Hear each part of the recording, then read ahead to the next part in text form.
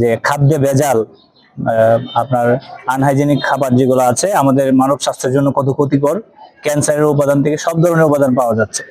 তো বিশুদ্ধ নিরাপদ খাদ্য আইন 2013 বিশুদ্ধ খাদ্য আদালত হিসাবে summary trial chief judicial magistrate Kishoreganj নির্দেশে আমরা সামারি ট্রায়াল পরিচালনা করেছি। এটা আমরা এখানে ভৈরবে আমরা অভিযান পরিচালনা করেছি, যেখানে খাজা বেকারিকে আমরা নিরাপদ খাদ্য আইন 32 খ ধারায় 2 লক্ষ টাকা অর্থদণ্ড প্রদান করেছি, এবং তালুকদার ফুড প্রোডাক্টস কে আমরা 38 ধারায় 1 লক্ষ টাকা অর্থদণ্ড প্রদান করেছি।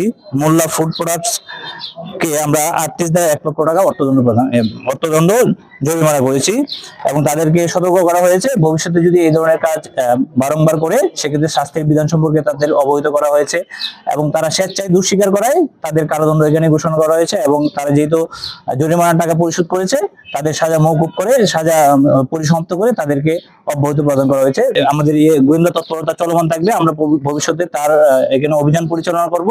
তার আমাদের কাছে ইনফরমেশন আছে সে অনিরাপদ খাদ্য, আমাদের স্বাস্থ্যের জন্য যে ক্ষতিকর এই ধরনের খাদ্য সে উৎপাদন করতেছে। আমরা এই বিষয়ে ভবিষ্যতে আরো পদক্ষেপ নেব।